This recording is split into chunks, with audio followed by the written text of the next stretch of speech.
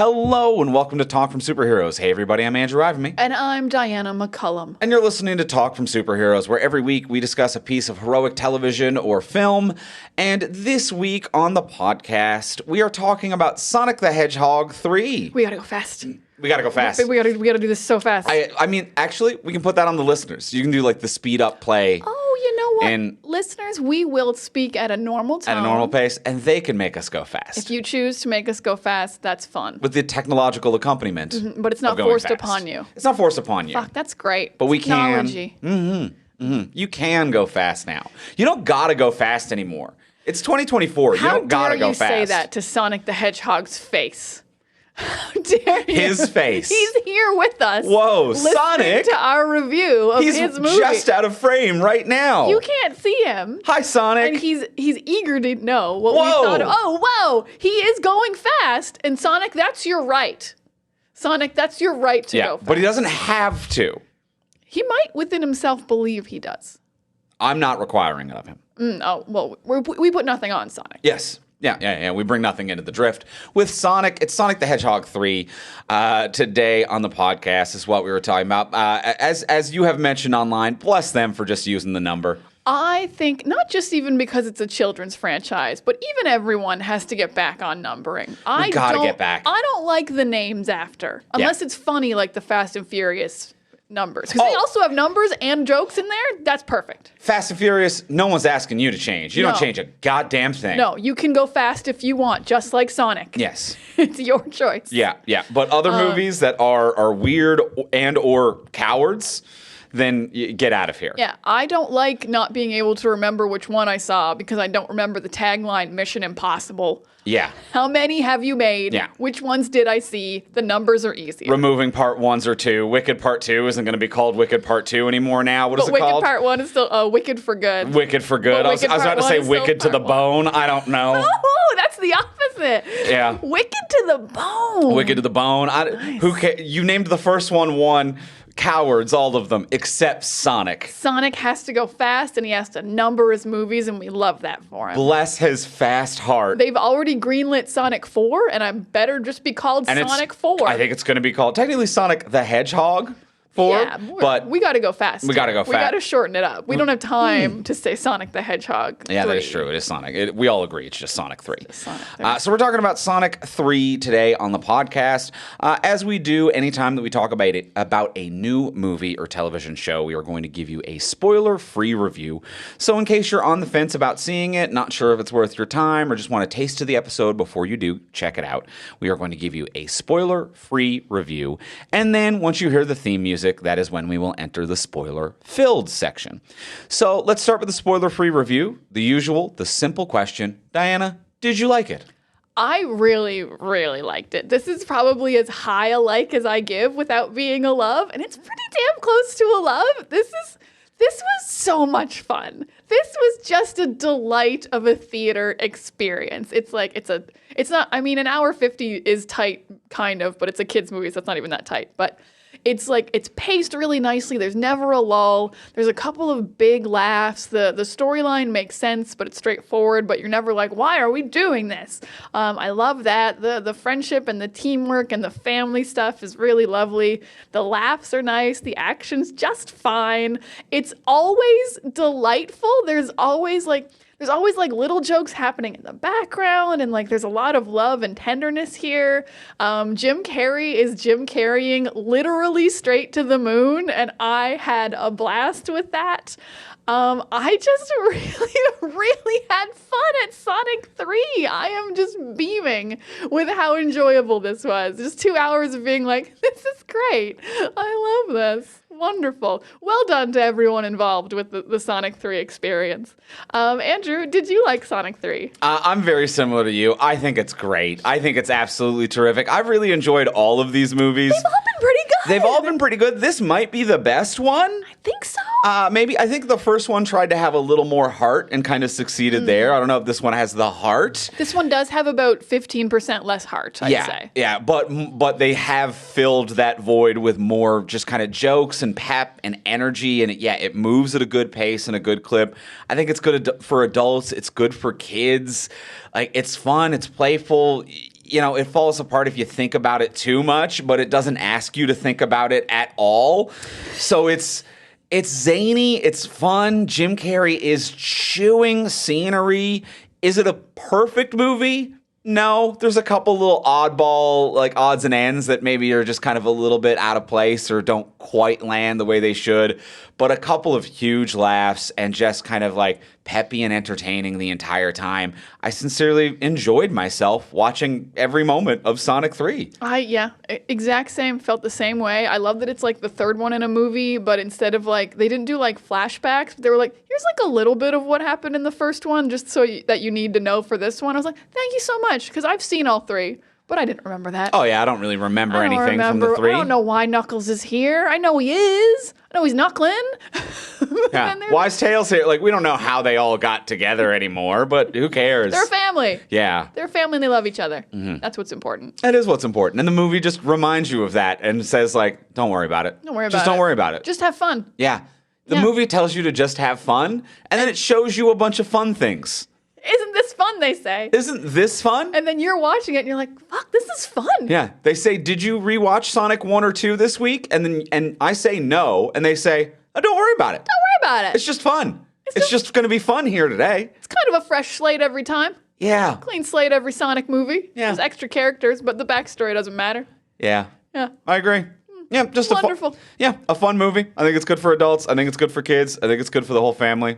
I completely agree. Yeah, the whole time you're like, oh, this is so like kid friendly, but also even as an adult, you're like, but these jokes are funny and this sequence is action packed and the pace is great. Yeah. Yeah, wonderful film. Yeah, whereas I think like when we discussed, we enjoyed the first two, but I remember talking about the first two, and I think it was like the second one was a little too long. It was too long and it lagged. Too long and lagged, and to the point where like we were in a theater at the time with some kids in it, and kids were just kind of tapping out and being like, we've got to go, like we can't sit and watch this full movie. And one had a bit more heart Jason Marsden heavy, and like the kids were kind of losing attention span. This feels like it is a really perfect blend of like you can sit down with your family and hold their attention. Yeah, hold adult and children attentions perfectly, I'd say, for the entire hour 45. Yeah. Yeah. Yeah, they did it. It's in that magical sweet spot. God damn it, they did it. It's in that in that true pull quote, fun for the whole family. People use that in a too cavalier way. Oh, people are just throwing that around. People will say that about any family movie. No. Anything for kids, they'll be like, fun for the whole family. Like, no, you reserve that for literally just Sonic 3 at this point. You reserve that for a Toy Story. A Toy Story. Maybe the first Shrek. That's a pretty fun time, actually, for the full family. There's some jokes in there that are just for adults. I'm saying a Toy Story, a Shrek, a Sonic movie. Those are your bullet point. Fun for the whole family. Put it on the DVD case. God damn it. All right. I think our feelings are quite clear. And can it be spoiled? Not really. Maybe slightly. There was a thing you didn't know before we went in, but it's in the trailers. But I think you hadn't even seen a trailer. Yeah, I hadn't been paying. There was a couple things I didn't know, but I hadn't been paying attention to the trailers at all. But I don't necessarily. I don't know if that was a spoiler heavy kind of a thing because you probably can't get spoiled by Sonic 3. Yeah. Like we were mentioning, its general energy is don't worry about it. So if you've forgotten stuff from the previous movies, don't worry about it. If you manage to get something spoiled for you about this movie, my opinion is don't worry about it. Yeah, I don't think you're going to be on social media and see something about Sonic 3 and be like, ruined! There's nothing. We've fallen apart as a society. How did you reveal the Sonic 3 spoilers right here on Twitter.com? You need to wait until at least 2 weeks after a Sonic movie before you post anything to social media about what went on in that Sonic movie. He went fast. He's gotta. All right, so we both like it. We both think it's great, and we don't really think it can be spoiled. Love that for us. All right, sweet. Well, that is going to be the spoiler-free section of the podcast. Now, let's get into the spoiler-filled section where we talk more and talk everything about Sonic 3.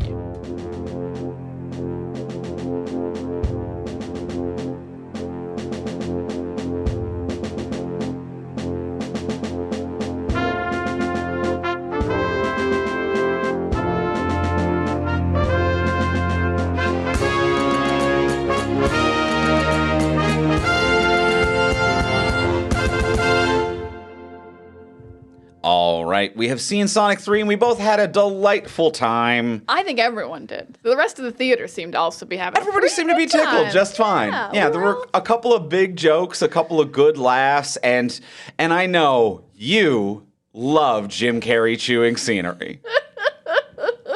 I'm such a sucker for 90s style Jim Carrey, which is crazy because I don't think other than Batman Forever, I really liked his 90s stuff. Like, I didn't really like The Mask. I didn't like Ace Ventura. I did watch Dumb and Dumber a lot, which is like another like big Jim Carrey is doing Jim Carrey stuff. But yeah, I don't know if I missed him, but I love seeing him Jim Carreying. I think The Grinch is also a big, like, I'm Jim Carreying right now. Yeah. But yeah, just seeing him unretire from acting to do Sonic 3 is wonderful. He's back, baby. He's back, baby. Yeah, he said he was retired, and then they were like, you want to play 2 Robotniks? He was like, I'm back, baby. John Wick style, I'm guessing I'm back. He's off the chains. They set him loose. To the point where, if you watch the credits, Andrew spotted something incredible. I love that he has a second credit as an artistic consultant for this film. And I love that they were like, some point between 2 and 3, they sat down and they were like, Jim, we need 90% more Jim in this. And Jim was like, oh, I've got a few fucking ideas. I play 2 characters. How about 200% Jim? Would you like that, Sonic 3? And we would. We would. We did like it. We enjoyed it. Yeah, I've never seen an actor have an artistic consultant credit. It felt to me the way, because so many of his scenes are just 2 of him like bouncing off each other. I was like, did he write and direct these scenes, and that's why he gets this weird extra credit? Was he like, director? You're just gonna have to trust what I'm doing in this space. Like, did he improvise and then have to remember his own improvisation on a later date and play with something he went off script with by himself? Because he does also a good job of having, I'm gonna say, a natural cadence and rhythm with himself, which is quite difficult for, like, I don't know how they shot this, but like the typical, one person playing 2 actors or 2 characters things, where it's like you film one, later you film the other, you stitch the scene down the center, they both look like they're talking to one another, but you've really got to stick with the script to get the pacing and timing right. I say thing A, to which you reply thing B, to which I bring up point C. But like, he's got a pretty natural, organic, improvisational rhythm with himself, and I don't actually quite know how he sold it that comfortably, other than his artistic consultation, it would seem. He was consulting with himself or the director, or he might just be very good and very little of it was improvised. Because then you also have to consider, he's not improvising a montage where they're both celebrating Christmas. He might be improvising the small moments of it. Mm-hmm. The other things in the montage, like going trick-or-treating, these are very funny things they did. Having a fight where I'm a praying mantis and you're a scorpion, that's clearly in the script. So some of the lines may be like 1 or 2 he would change, but you gotta stick to the idea. Yeah, he definitely was in the idea. There was no scene where I was like, this was all his idea. He didn't go off the rail. He didn't go off the rails. But he had a lot of fun, and just like, we're mostly gonna have positives because we loved this movie, but right off the top, my absolute favorite scene was laser dancing. That was an entire dance sequence with Jim Carrey playing both Robotnik and Robotnik's grandfather. Mm-hmm. For those of you who didn't see it, he plays 2 characters. He's clumping. He's clump. So he's out there clumping. He's playing multiple characters. He plays himself and he plays his own grandfather, and he does a dance sequence through laser beams as himself with himself. Mm-hmm. And obviously they've got some kind of like a CGI head comp replacement in that scenario because they're interactive, and I think some real dancers are slipping in. But it's just so fun. It's so fun. It's so fun. It's this long sequence, so the lasers are supposed to kill them, but their suits are making the lasers bounce off, so they decide to dance their way to the vaults. And it's just silly even in concept. Let's dance our way to the vaults. And then you're throwing each other around. Actually, and just visually, I was like, this looks amazing. All the lasers bouncing off of them. This is so fun. Legitimately a good music video. Legitimately a great, like, Notorious B.I.G. style I'm sure everyone loves that I said that. That's Andrew's yours. dying inside. That's yours. Yep, of course. That's what everyone was thinking. That's what everyone was There's thinking. like one hallway one, isn't it? It's him and P. Diddy. Well, I mean, that's also not where you want to be bringing any of this up right now. Okay, in the 90s it was fine. In the 90s, it was. I'm not saying revive that guy, but I'm saying this specific music video was invoked in me. It was a music video for sure. It was a music video for sure. Yeah, very, very fun dancing with himself. I'm not erasing the past. Oh, no. I had you out. Let's go back in. No, let's go back in. Let's go back in. Let's go back. Let's go back in. It was a fun dance, the Jim Carrey one. It sure was. I had so much fun. Yeah, and then even just like him taking that long to get down a hallway and it cutting to Sonic and his crew being like, they're not at the vault yet. Like just little things like that really add to the humor of that sequence. This movie, this is another weird compliment, and it's more of a state of the film industry maybe. This movie doesn't feel like it was made fast, despite having to go fast. This movie felt like it was made with like care, like even things like that, like other characters reacting to scenes they're not in, of what's happening. There's other scenes that I really like always in the background of a scene, the characters are like playing with what's available. I mean, I think specifically I'm thinking of the scene where James Marsden and his wife have done all these hobbies because they have all this free time because the Team Sonic all left. And then they show back up and immediately Knuckles and Tails are like looking at all the hobby stuff and they're wearing some of the stuff they've knit. Yeah. And it happens so quickly. It's like every single scene is filled with like the characters feel like they're in the scene even though they're CG. They're playing with the physical props. They're interacting. They're part of like this world and this family unit. You show up and you're like, we need your help. But also, what have you been knitting? And you're looking at it and you're playing with it. Yep. It just feels like it feels lovingly made. It does. And I think a lot of credit there needs to go to the director, Jeff Fowler, who's done all three of these. But I would say that there is that kind of loving feeling. There's definitely a large portion of that's in the writing to be like, we've written jokes about what the hobbies are. And it's like, okay, so Tom has taken up crocheting or he's got a marionette / mannequin and he's trying to learn ventriloquism. The wife's baking. And so like there's a few written jokes there. But in terms of how all of them interact with the environment, it is written joke in conjunction with, the visual effects department. But also it is with the director, Jeff, I think, doing a really good job of getting a lifelike response out of all of the human people on set as well. At no point does it feel like James Marsden, the character of Tom and his wife, at no point does it feel like they are standing on an empty soundstage while the director is like, and now Sonic is saying his line, 3, 2, 1, reply. Like, it doesn't feel like they're waiting to be cued. And I don't know what he's doing, but I think that is just a sign of a good director to be like, everyone actually feels kind of weighted and listening and interactive, and it actually feels kind of rich. It does. Is part of it maybe that a lot of this movie, despite most of the characters being CG, like all of Team Sonic and Shadow, a lot of these is like practical sets. Like they're actually outside. It feels like, well, almost camping scenes. They're actually in the house during the house scenes. Yeah. It feels like, which is like a choice because it must be way easier to CG these characters if you're on like just a set.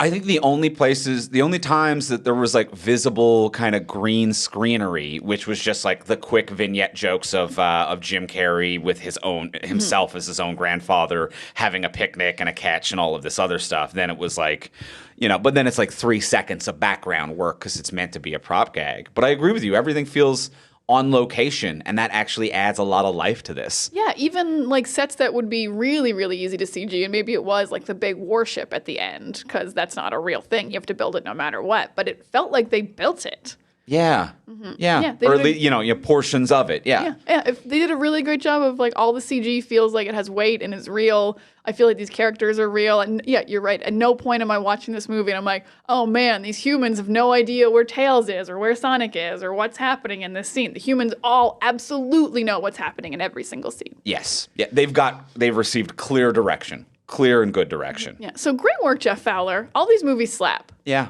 Yeah. And it feels very it feels very theatrical as well to have like, and I think we've talked about this before on the podcast, to be like, to have big props and things that make it feel like theater and doesn't make it feel like a green screen festival or a YouTube video. To be like, no, this is Jim Carrey as himself doing a big clown theater performance. Yeah, we gave him 3 different clown outfits to wear, and they all look wildly, like his facial hair is real. All of these props, even like they put like little knitted sweaters on the dog during the knitted sweater scenes. Like they built so many physical things. This movie doesn't feel empty and hollow. It feels very full. Yeah. Yeah. Yeah. It feels nice. I mean, speaking of, I guess like things that were real and definitely real places, was easily the funniest scene in this movie is when the commander shows up at the anime cafe. This is the greatest scene of any movie I've ever seen. And the anime cafe was real, and then these 3 animated characters are sitting there, and then a human commander of the military shows up. Just comes in and sits down mid-conversation without any big, like, I can't believe you've called me. Just sitting down, and the first line of dialogue is Sonic going, "Hi, Commander Hunter," and just and the camera just hard cutting to him already having sat. He's already sat. It's so good. It's so good. And he has no comment about where they are. He's like, "Sonic, we need your help with Shadow. He's been in stasis for 50 years. Here's his backstory," with complete sincerity. Like the amount of sincerity that Michael Caine has in A Muppet Christmas Carol. This man is bringing. That's that is exactly it. That is what this man is bringing to the anime cafe scene where he has to give Shadow's tragic backstory to Sonic. Yes. With full sincerity, straight-faced. I felt like that scene was from like a Leslie Nielsen, like old school Naked Gun movie. Yes. Like just sitting down and being like, "Here's the backstory. Yes, we'll take the anime tea. Thank you so much." These big giant mascots walking around. Straight comedy. Just straight comedy. Man comedy. Full on. Yeah, Michael Caine and Muppet Christmas Carol is a perfect description. They don't do it like this anymore. It felt good. It felt like exactly like, so Jim Carrey's here doing 90s comedy, and we're doing old school like prop gags and physical locations. Like, they just don't make them like this anymore. I had so much fun. I was dying laughing during Anime Cafe. Yeah, that was really good. That was a really, really good scene. It's so odd to me that you kind of like liken this to the Muppets. And I was even thinking the other day, I'm like, it's been a long time since anyone's done a big Muppet project. And now that you bring it up, I'm like, this has strong Muppet energy. It does. To be like if Muppets were CG. Full performative clown with engaging with human actors. And I'm like, this really has a strong spiritual Muppet energy about it in many regards. Yeah. Without that, meta detail of, it being a theater troupe or putting on a show kind of a thing, but it still has that large energy about it. Yeah, I can agree with that. Which I think is beautiful. And I think that's one of the reasons why Jim Carrey works so well here. And as much as you love Batman Returns and you enjoy that, Batman Forever, I apologize. Batman, the greatest Batman. Returns, I actually like Returns. No, Returns is actually just, everyone agrees Returns is great. Batman Forever. Returns doesn't need me to defend it. Forever. Yes, Forever does need you. And as much as you love Forever, and you enjoy that kind of performance, and that never quite clicked with me. And in our episode, I described it as Jim Carrey is doing everything. Just all of the things, every bit of ammo he has. And it doesn't quite work there for me, but it works here for me as Robotnik. And I think the primary difference is that this is clown. This is clown. Mm-hmm. And that's what Jim is doing, and it works. And he is clown, and he is doing clown. Whereas I think Batman Forever was trying to be camp. And like Batman's, there's a weird fine difference between camp and clown. Like Batman 66 is camp, where everyone plays it flat. And the joke is that they're playing it with sincerity. And that's the joke. And I think Forever was trying to be camp. and they cast a bunch of people doing clown and it fucks up.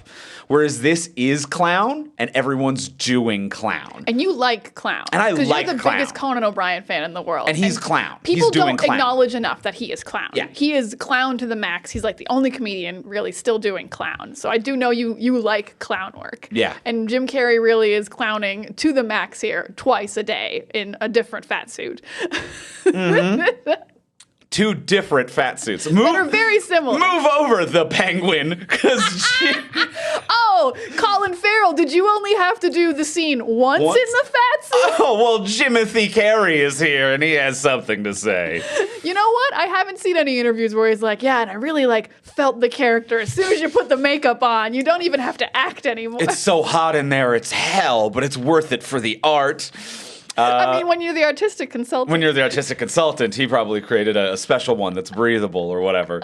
All respect and love to Colin Farrell and the Penguin. Oh, I mean, God, what a performance. And also, he seems like a really nice, real guy. He does seem like a real ass person. Yeah, but Jim Carrey, very fun here.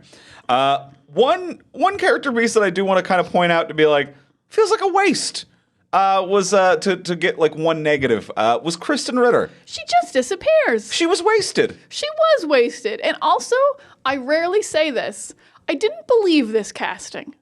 Because there is a very funny line. Oh my God, actually, I forgot this line. It's very funny. It's when the two Robotniks get caught and Kristen Ritter walks into the safe. And he's like, and one young Robotnik's like, I can't believe this. And old Robotnik's like, I know, women in the military. And it's actually very, very funny. But in a terrible way, I'm with him because, I don't believe you were ever in the military, Kristen Ritter. You don't have enough heft to, you don't have the sternness, you don't have, I just don't believe it. But also your character is underutilized, even if you did fit this role. So it's kind of a double. It's kind of a double of oh, this is nothing. But because she has played Jessica Jones, which is kind of a shit-kicking badass, and she sells that. But she doesn't quite sell it here. She doesn't know how to be in a Muppet Sonic adventure. She doesn't know how to be I'm a big over-the-top military person. It's a little flat, and you can tell a few scenes are cut as well around her, so she just kind of disappears. And I never really understood what she was looking for or the problem was in any way. Yeah, because from what was left in the movie, she was just right. She was just trying to defend the card to get into the spaceship. She didn't want to use the spaceship. She just wanted to make sure people couldn't get into the mega warship, which is, at the end of the day, great work. You shouldn't let people just get into the mega warship. Yeah, Sonic didn't need to steal the card from you, actually. Yeah, he needed to make sure Robotnik didn't get it. He could have knocked on your door and been like, can I help you keep Robotnik from getting this card? Yeah. Would have maybe been a better idea.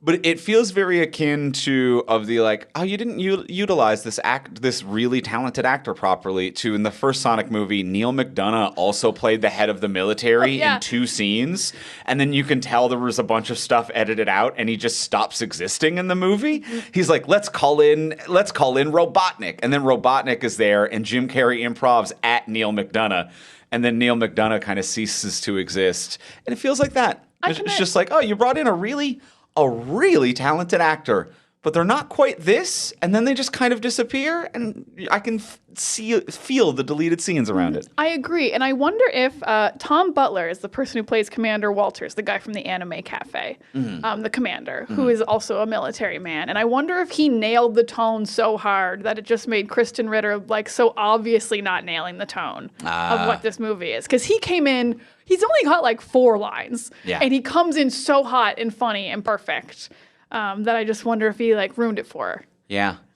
Yeah. But I think the only thing she does that nails the comedy pretty closely is when she's scooting across the floor with Jim Carrey to try to get to the card. That is really good physical comedy. The gravity room scene idea is great. Having 2 different gravities of you're stuck to the floor or you're floating if you're a speedster is actually so funny. Yeah, or you're stuck to the floor if you're the flying one, like Tails. They've accommodated for each type. Yeah. Very good. It's a really brilliant room of what you can do to all of these characters. It messes up literally everyone. Yeah. But Knuckles is just floating around. He's like, hi, I can still punch. But it doesn't have any heft to it because he's weightless. Really It's a good room. It's a good room, really fun. Good bits. And I agree with you. The key card in the middle as Kristen Ritter and Jim Carrey are both on the heavy gravity and just kind of inchworming their way. It's very funny. Very funny stuff. Very funny. Good room. Good props. Great physical comedy happening despite all these CG characters everywhere. Yep. So that was just one quick little negative to be like, it didn't quite feel right and felt like a little bit of a missed opportunity having her there. I can completely agree. Yeah, when she never shows up again, because the gravity room's like halfway through the movie. There's still a whole act, and then she'd been established enough that there was definitely an absence when, like, where the hell did she go? Where did she go? Oh. She's like a big name actress. Yeah. Where is she? Yeah.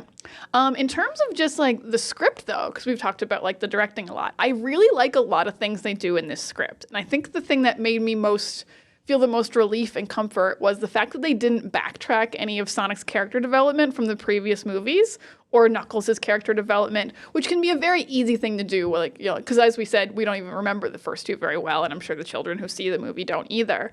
But I really liked that this whole movie, they were like, no, we're just a family and we trust each other, and there's never a point where Knuckles is like, I want to lead the team. Like, for real, he makes jokes about it, but he doesn't actually fight Sonic for leadership, which could be a very easy road to go down. There's a little bit at the end about like Sonic not trusting them, or like Sonic going off on his own and not being a good team member. But even within the movie, it turns out he was right, because he did need that Mega Chaos Emerald to defeat Shadow, so he wasn't even wrong. Mm-hmm. It was the only way to stop the warship. He can't get to space without the Mega Chaos Emerald. That is fair. Yeah, so he wasn't even wrong to do that. So it's never. There's never any conflict that isn't just stopping Shadow, and that seems boring, but in a kid's movie, it's actually just like makes you feel nice. And it just keeps it kind of clean as well, like of a like, we've got to stop Shadow. And it really adds to the vibes of like, don't worry about it. We're doing clown in this scene. Don't worry about it. You know, because if they really got bogged down into like, what is Sonic's motivation to leave Tails behind? And what is like, how can we really make this personally motivated in a way that justifies all of this? And then it's cutting to Jim Carrey dancing with himself through laser beams. Mm-hmm. And it's just like, no, you kind of need Sonic to be like, I'm getting that emerald. A quick hit of it to slightly motivate it. Back to clown, very don't worry about it energy, and it does work because it's consistent. Yeah. But it's also consistent inherently with itself in the previous movies. I agree, where like they still are where their characters grew to be, and they still have all of their same characteristics, but not to a fault the way that they were the plot points of the previous movies. You know, Knuckles wants to lead to a fault is Sonic 2. Sonic 3 is Knuckles kind of thinks he's the leader, but not to a fault. Not to a fault. And it is a fun way of keeping them internally consistent with their flaws, but without making it so big and bombastic it just rehashes the previous movies like you're describing. Yeah. I wouldn't want to rehash, which I think can be very easy to fall into when you've got kind of such basic films for kids. Yeah. Like we're just numbering them. Don't even have subtitles. It's just a number. Yeah. Sonic 3, he wants to go fast again. Yeah. But and then you get there and you're like, oh, he does just want to go fast again. That's great. He's grown, but only just a little bit every time. Just a little bit. Just a little, because they're all children. I'm always they're all confused. children. I'm always so confused about the fact that they're all children. Yeah. Because there's no adults of any of the animals for me to compare against. No. There's not like, this is what an adult hedgehog looks like. And I'm like, oh, okay. Not of their animal. I get the impression that the hawk or whatever. The hawk was an adult. The hawk was that was a grown adult. Silvertail or something. Whatever it was. She was an adult woman who took care of Sonic.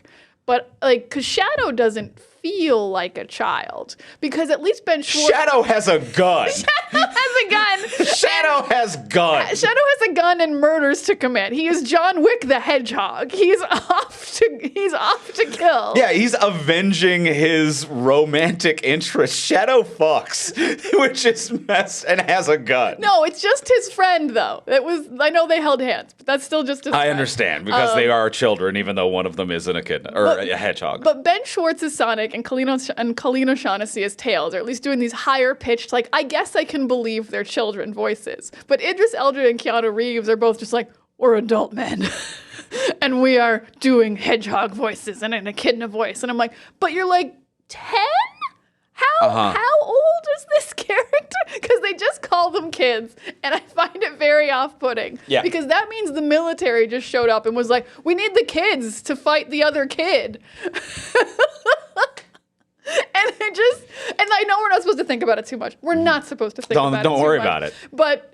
But Shadow has a gun and a revenge scheme to blow up the world and a girlfriend, and he's voiced by Keanu Reeves. I'm like, you're not a kid. You're not a kid. And also, you've been in a cryotube for 50 years, but that still makes you like not that old. You're riding a motorcycle and shooting a gun. You're cool. I'm not saying you're not cool. He's winter soldiering a little. Yeah. No kid can be that cool is the problem. You've got to be at least 18 to be that cool. Yeah, to hold a gun while riding a motorcycle to avenge your lost Guys, friend. We had a lot of fun finding out that Shadow usually has a gun. That's very funny. I missed the Shadow gun era. I played Sonic games, but I missed the Shadow gun era. So this was a little fact about him that I did not know. And I only knew because I think I only played the first Sonic game, like original Sega. Yeah. But for some reason on Tumblr, they talk about Shadow having a gun all the time. And so as we were walking to the movie, I was like, does Shadow really have a gun or is it a joke? And Andrew's like, I have no idea. What? And looking up on Wikipedia that his gun is just standard gun. Yeah. It's a human gun. It's not special. No, it's not a gun. It's not a gun Chaos that's like Emerald. fed by Chaos Emeralds. No, it's like a military issue SIG. It's just the same James Bond gun. Like it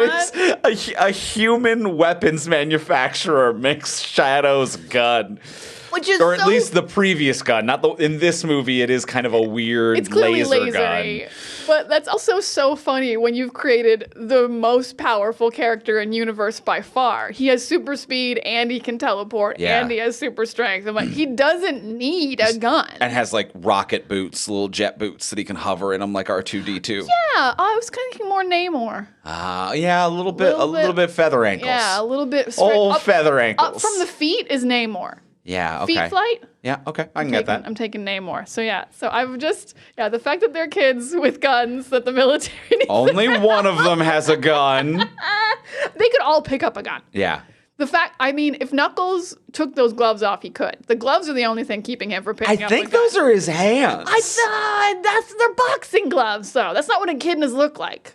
It's not what any of the animals look like. No, they look like animals. They're physically the animals. Okay. I think different colors. They're the blue. feet are shoes. I am going to say that the feet are But you think the hands shoes. aren't gloves? I think those are specifically Knuckles.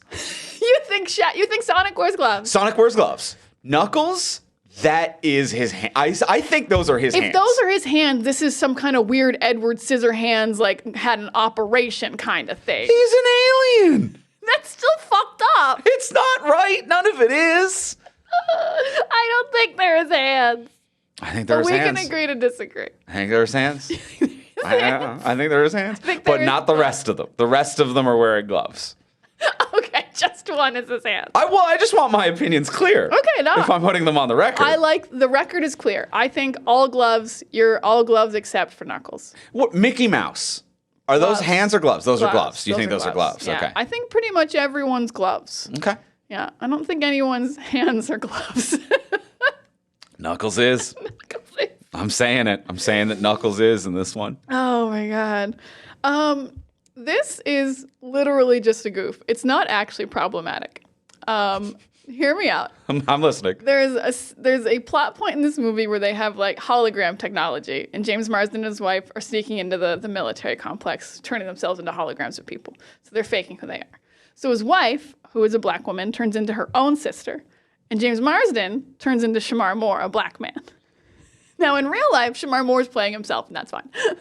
In universe, James's character Tom is doing blackface.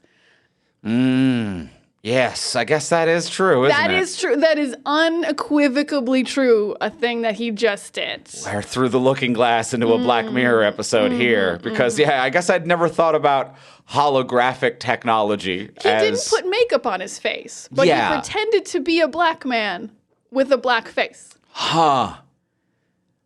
You're opening a whole new can of worms here. I'm really going to get James Marsden's character, not James Marsden himself, in a lot of shit right now. Yeah. The character of Tom. The character of Tom. The character of James Tom. Marsden is fine, because Shamar Moore came to set and played himself. Absolutely. Everyone agreed. Everyone agreed. Everyone agreed. Everyone got paid. Shamar Moore was like, "Cool, love it. I'm only a hologram myself. Absolutely no problem." Shamar Moore, famous from Criminal Minds, love that guy. But Tom, he just pretended to be his brother-in-law. Yeah, that is wild. In a way you probably shouldn't. Because literally minutes later, he decides to look like the White Commander.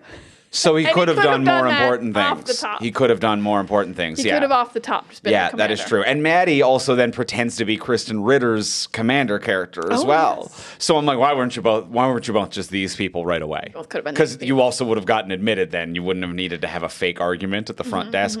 That I will say, as far as like one other small complaint, that section doesn't work for me. That section doesn't work. It's just all. It's not funny. It felt mean. Yeah. It felt, and also like I know we're like, don't worry about it, but I'm like, they'd never let you in just because you argued. They would escort you out so fast because you argued at the front desk of a military complex. Yeah, it didn't work. The comedy didn't match the rest. It didn't match the rest of the movie. Yeah. And then there must be a scene missing where something else happens because once they get to the vault door, Tom's wife like punches him in the stomach genuinely hard. Oh, I think the implication of the joke there was because she just turned into Kristen Ritter and he was ogling Kristen Ritter's body was the implication.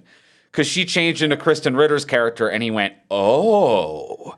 And did he? Yeah. Oh, that's weird. And then she punched him really hard. No offense to Kristen Ritter, but like, yeah. All right. Yeah.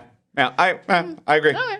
But I think that was the implication. That floated by. Was that he was attracted by the body of a different woman that was a holographic projection on top of his wife. It's all a complicated Black Mirror tapestry within this nightmare sequence. Now that I've opened the door. Now of the that you've sequence. unpacked what this holographic neck pin can do, it is just a nightmare sequence for everyone involved. Only be your own race, everybody. Yes. Keep it safe. Yeah. Keep it safe out there. I think that's entirely a good advice. You're saying it with the joking voice, but I think it's good advice. I brought it up. Of course I believe it's good advice. I'm the one trying to get Tom in shit for this. I'm canceling Tom. There's a reason Shadow nearly killed him moments later. Shadow saw through this. Shadow knew. Shadow knew. Yeah. I also love a thing this movie does. This is just a trope corner trope that I always think is very funny when someone just has vague injuries because Tom gets punched by Shadow and then has vague injuries. He's dying and he goes in an ambulance and the injuries are vague. And then later he's just got his arm in a sling or whatever. He's got his arm in a sling. Shadow didn't hit your arm. No. Nothing arm related happened. He punched you in the sternum. You're dead. Your ribs collapsed in on themselves. I saw you die at this one. This is someone wearing a hologram of Tom pretending for Sonic's sake because Tom is dead. Yeah. Tom absolutely died. Well, let's be real. They do show deaths in this movie, which is kind of stark. It was stark, but like they really played it on a way that it added just a little bit of stakes to the movie. You're like, oh, maybe not he will blow up the planet, but maybe Tom will die because Maria did die. And the commander did die. Do you think the commander did die? Yeah, we watched him die. But then, then Tom also pretended to be a dead man, which is very rude. Yeah, I mean that's not as bad as the race stuff. That's not as bad as the digital blackface. That's not as bad as the digital blackface. You know. I don't disagree, but it's still funny to say. Yeah, it's not as bad. It's not as bad as the holographic blackface. Mm-hmm. Yeah. But okay, we think he actually died. That seems rare. Actual stakes, actual stuff happens. And also there's like some really beautiful parts of this movie. I think the parallel of like someone dying and trying to hold on to the love you had for them with a star can explode and the light remains. What a beautiful parallel. Clean, simple, beautiful. Really nice. Just like really beautiful, clean writing, like for kids and adults. I'm like, this is right up there with what is love if not grief, or what is grief if not love persevering for me. Like, if the star can die but the light remains, I'm like, oh shit, yeah. It was nice. It was nice. It was sincere. It was sincere. Keanu nailed it for that. Yeah. Yeah, Keanu did nail just this character. Oh, he did. Yeah, he doesn't have a ton of lines. I think it might have been 2 days' work for Keanu, but he's doing it right. Yeah, much like we discussed what he did, like the secret level episode, which we discussed in our Patreon exclusive. He shows up. He'll do a day in the booth. You're gonna get Keanu. Keanu's gonna make it happen. Don't worry about it. He is Shadow. And I think the other character that I'm like felt like a real mixed bag, as it has been the entire series, was Agent Stone. Lee Majub, who does, I think, a phenomenal job. Lee does a great job of this character and really sells some of the comedic moments as well. But I feel like the writing kind of doesn't quite know where to put him a lot of the time. The writing doesn't really know where to put him. They know who he is. He's a man who loves Dr. Robotnik and will do anything he says. Yeah. But in terms of just where to put him in the story, they're usually flailing of like, what's his purpose going to be? Will Robotnik like him this time, or will Robotnik not like him this time? Or will he be loyal, or will he not be loyal this time? Or will he have any effect on the plot whatsoever? And I think in this movie especially, because normally he's the only one there to bounce off Robotnik. It's him and Robotnik, and he kind of just stands there and is the straight man while Jim Carrey's doing stuff. In this movie, I mean, the movie parallels what's actually happening because Jim Carrey is just bouncing off himself. He does not need an assistant. Yeah. He really is just in the way every time Jim Carrey is trying to do a scene with Jim Carrey. That is just very funny. So they really didn't know what to do with him at all in this movie. Yeah. They gave him a really cool motorcycle scene for some reason, which I was like... They made him pretty cool for a scene, yeah. They made him pretty cool, and then when his helmet came off and it wasn't Adam Pally, I was like, wait, what? I thought it was Adam Pally, and that was going to be the joke. That he's really good at motorcycles now. I thought it was going to be like a new person that we didn't see in the trailers. Like, I thought it was going to be Keanu playing someone. I also briefly wondered if that would happen. Yeah. I thought it would have been awesome. Yeah. But yeah, it was just him. But like, he does a really good job of this comedy. And yeah, the writing doesn't know where to put him. I would say that even they don't quite know where to put him physically in the space of the scene every time. Because, yeah, he's that guy where, like, Jim Carrey's playing off of himself. And there's just kind of a shot of him alone bringing 2 coffees that nobody wants, and he kind of throws them away. But he's playing heartfelt to himself. And then he's playing, later when he's playing more heartfelt and earnestness, he's just on the streets of London watching stuff happen on a TV, and he's by himself, and then he's making guac and telling jokes to Shadow. And even in that scene, Shadow is on like the other side of the base that they're in, so he's still kind of alone in the physical space of the frame and the camera. And even when the other crew were talking to him on his motorcycle, he's never in the shot with anyone. And, like, I don't know if that's purposeful to be like, look how lonely this guy is. But if so, that is a very artistic loneliness choice that belongs in a different kind of movie, and it undercuts his ability, I think, to do some of the comedy here. I can agree with that. Yeah, he doesn't get to interact with anyone. He doesn't get enough to do to build up his character to have anything really, truly funny or impactful happen. And yeah, now that you describe it, his scenes are shot in the way that you shoot a really big celebrity you only have for 2 days. Yes. Except he's probably the lowest tier on the ladder of this cast. So he would be available every single day. So why isn't he standing right next to Jim Carrey? Why isn't he standing next to wherever the green screen ball that was Shadow is supposed to be? Yes. Yeah. Yeah, he's filmed like a cameo. He's filmed like stunt casting or something. He's filmed like Chris Evans in Free Guy. Like, at that level of like, we had 30 minutes. He drove by, he stopped by to drop off an actual coffee. He left. Yeah. Right after. Yeah. Weird energy. Yeah. Yeah, it so, doesn't quite land. A little bit of a weird energy for that one. That one doesn't quite land for me, which I feel bad because I do quite like the actor, and I think that he plays this character well. And I even kind of like the writing of the like Robotnik saying goodbye to his one friend at the end. That actually also works for me. That's actually a really nice moment. It's a Jim Carrey selling it more than the henchman. But yeah, Jim does a great job. I have questions we can't answer.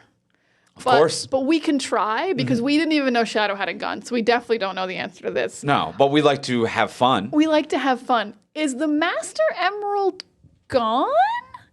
Where did it? Because the Master Emerald lets Sonic go Super Saiyan. Yeah. I'm just going to call it that. But then it gets broken up into several emeralds again. Yes. And then him and Shadow both touch all of them and they both go Super Saiyan. So I don't know where the emeralds are now, because at the end, Sonic and Shadow can both still go Super Saiyan, but Shadow's gone.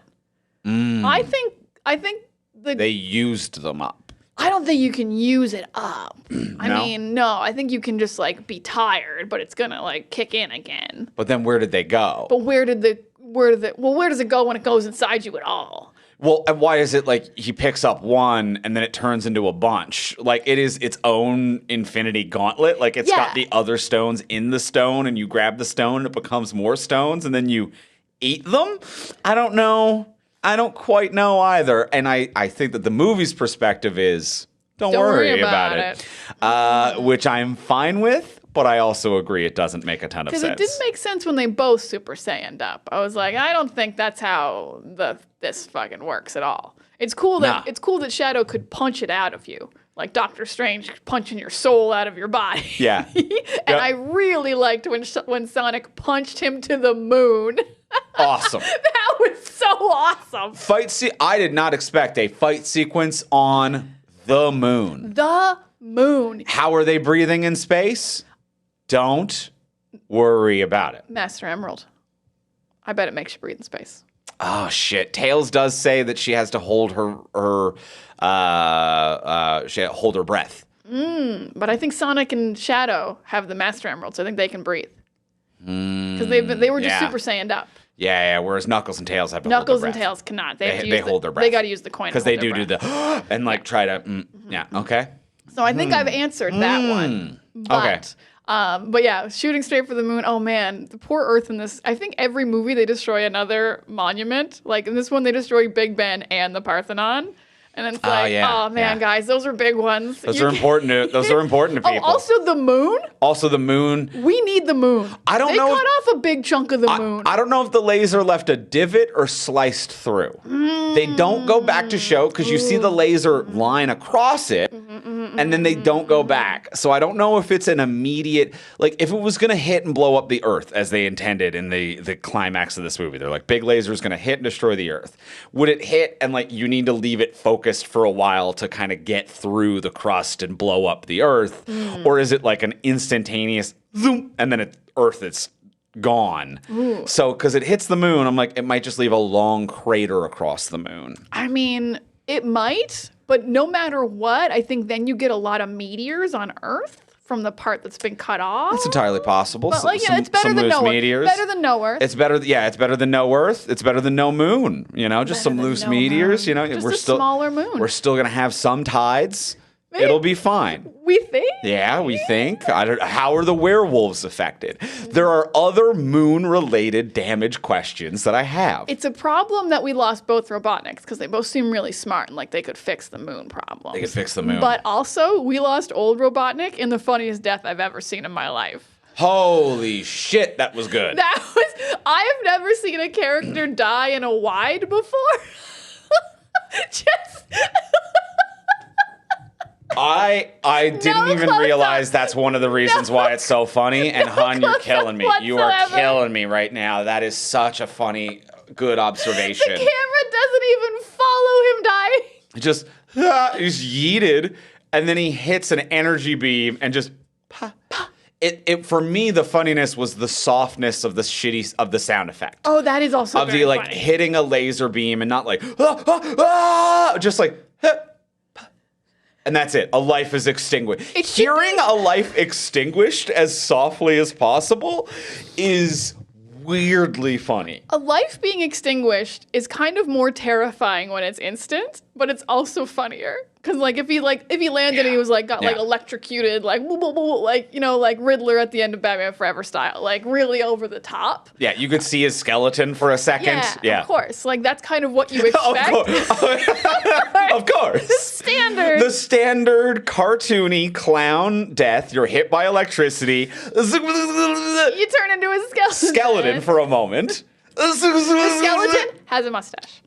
Yeah. Skeleton still has the mustache. It's Robotnik. Yeah. But yes, that's what you expect. So really subverting all of the clowning that had been done for the last hour and 45 minutes with he's going to die in a wide with no fanfare instantly is the funniest choice you can make. Yeah. Yep. It is categorically, absolutely the funniest choice you can make. I was wrong at the beginning. This movie's a love. This movie's absolutely This movie's a love. This movie's a love now. It was a really high like, bordering on love. I've crossed over to love. Damn. God, it was so funny when he died. God damn. It was so funny. The fact that it wasn't, and also just like every death in these movies, other than Maria, I guess, who apparently is really dead, is always like wishy-washy. You know, Shadow's actually alive. I'm sure Dr. Robotnik's also still alive. Jim Carrey's coming back. The deaths are never really deaths. James Marsden was vaguely injured by a punch. But to just like disintegrate a man, it's just so funny. Gone. Papa. Done. Done. Loved it. Very, very good. So good. Yeah. Really funny stuff. Really funny stuff. Yeah. Yeah. Oh, great movie. I love that you've upgraded it to a love. It earned it. You know what? Why wasn't it a love at the top? I'm wrong. I'm still a big time great. I think it's great. Still not quite, but I'm a bigger great is where it's going for me. Excellent. Well, let's go in for the close. Let's ask the final question of what would you change? So now that we've discussed everything we've discussed, what would you change about this if you could change anything? Before we do ask that final question, we will remind you, as we do every week, please take a moment to rate, review, and subscribe on Apple Podcasts, Spotify, Podcast Addict, wherever you get your podcasts. And if you do prefer watching your podcasts, we also release the videos now over on our YouTube channel, which is From Superheroes. So you can go to youtube.com/@FromSuperheroes, subscribe to our channel, hit subscribe, hit like on the videos. You can watch the podcasts over there as well. And there you could leave a comment. So if you listen, leave a review. And if you watch, leave a comment. You can leave comments on Spotify as well. Oh, that's true. You can do both. Yeah, you can do both. There's You can have it all. Spotify comments. You can have God. You could write so much stuff about us. Yeah, but all over reviews the are internet. reviews are the most important. Reviews would be lovely. Yeah, the we reviews would would be love that. lovely. All we want for Christmas are reviews. Let people know we're funny. And that's a free way to support the podcast. If you do want to support the podcast monetarily, you can do that over on Patreon, which is our monthly subscription service where you can subscribe at whatever is in your budget and get different cool bonuses for doing so. Whatever it is that you can spare and chip in to keep this network going strong. If you can afford $1 a month, you get our webcomic early at the $1 level. At the $3 level, you get these episodes early and ad-free, so you could be listening to this on a Friday this week rather than the Monday. You can get that at $3. At $10, you also get an exclusive bonus episode of this podcast every single month. This month, we did Secret Level, the anthology series on Amazon Prime, which has some ups, some downs, and some more Keanu Reeves voice acting. A little Keanu and a little bit of like slight disagreements of us, of which the best anthologies were. That was a fun one. That was fun. What we each thought were the better We ones. so often agree on this podcast, and the disagreements are rare. But when you drop an anthology series of like 14 different things, then you're gonna get some disagreements, just statistically speaking. Yeah, and it's rare for a new thing because I find our disagreements are usually like, I saw it when I was a kid and I still love it. Yeah. But brand new thing. No, I agree with that. Different. And that's up right now over on the Patreon page. If you subscribe at that $10 level, you also get immediate access to the back catalog and all of the other subscriber benefits as well. And if there is any specific Patreon exclusive episode of the podcast that you want to listen to, but you don't want to become a regular subscriber, you can also buy individual episodes for $5 an episode as well. You can just do anything over at patreon.com/FromSuperheroes, huh? Lots of options over at You can buy patreon.com/FromSuperheroes. for a year and get a month free. You can do it all. Patreon.com/FromSuperheroes. That is patreon.com/FromSuperheroes. And now, let's go in for the close. Let's ask the final question. Now that we've discussed everything we've discussed, what would you change about this? If you could change anything, Diana, what would you change? Pretty minimal changes, because even though this isn't a perfect movie, it doesn't need a lot of edits. Kristen Ritter needs to be fleshed out or removed. I don't know what we want to do with her. She wasn't my main change, but as we talked, I was like, of course, this needs to change. This isn't working. I think my biggest change is it was for Agent Stone. I thought he should probably go to the ship with Knuckles and Tails, because Knuckles and Tails kind of just appear, and I don't know how they get there on the warship. So I thought if he went up with them, it would be like he could actually meet with Robotnik, and Robotnik could appreciate him in person. They could reciprocate. He could help out. There could be a better way to integrate the character instead of him just alone on the streets of London watching on a TV. Because if Robotnik's going to survive, Agent Stone will survive the exact same way, however it's going to happen. So he could just be on the ship as well. I just think that would make a lot of sense and work with the characters better. And then my slightly completely off the rails change, and this is maybe just for me, I want so much more dog POV from their golden lab.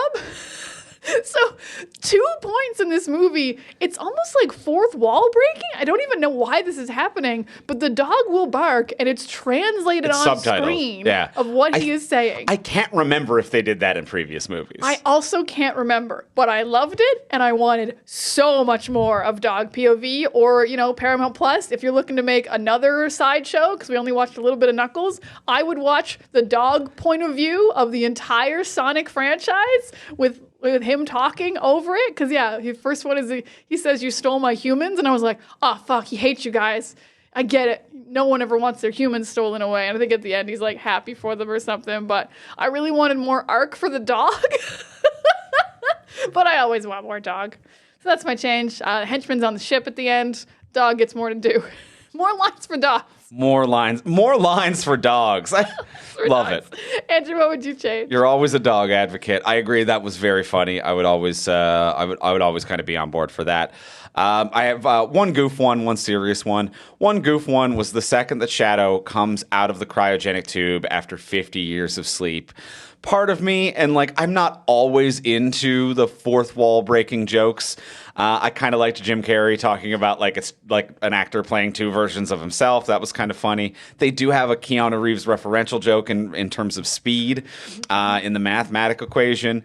But yes, Shadow coming out of a 50-year cryogenic chamber and then just murking everyone in the room. I wanted Keanu to just do the yeah, I'm thinking I'm back. I just kind of wanted a John Wick, I'm thinking I'm back. That's just the goof one. Mm-hmm. The sincere one that I think actually would help the structure of this movie is that I think that Agent Stone and director Rockwell, the Kristen Ritter's character, could be combined into the same character.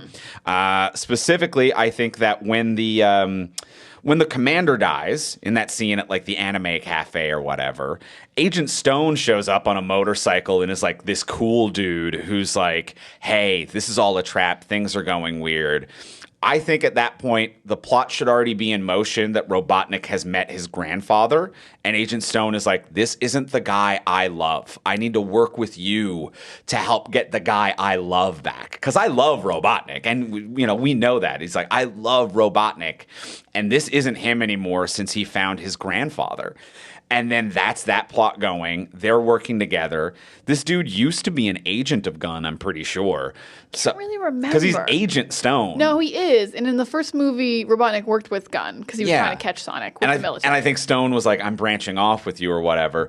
Send him, now that the commander's dead, and him being we need to make sure the Robotniks don't destroy the world. I don't like who my old friend has become. Have him go back to the agency. And he's the one who's we need to make sure he doesn't get the card. We need to stop this. Have him be the Kristen Ritter director Rockwell kind of proxy to be let's make sure they don't get the card. I like that because then it actually he moves on from Robotnik, and that would make Robotnik appreciate him more once he's gone. Yeah. Because he kind of gets left behind, but he doesn't leave of his own volition in this movie. But if he gave up on Robotnik, it would mean more when Robotnik's where's Stone? Gave up on him / being I don't like that bad influence on you, so I'm going to leave. It would give him some agency and make him involved in everything a little bit more. I like that. I like that change a lot. I think that'd be fun. And it would even mean more little things, them both inching towards the card. If it was you and your former henchman. Yes. Both trying, and you're what do you mean you're against me? Mm-hmm. No, I think that could be actually really fun and powerful. I like this change a lot. Yeah, and him being I set up a gravity trap. It's I know you were going to get here. I know how you guys work. I've got great ideas. You have never listened to me. Ooh, I love this change. It's really growing on me. Yeah. Cool. So I think, we combine those two characters into one. And just a quick, I'm thinking I'm back joke. Speaking of jokes, I think it's just the basic joke of the military being called gun is so always funny. It's just always funny anytime they say gun. Yeah, every time they say gun. Shadow is being held on Prison Island.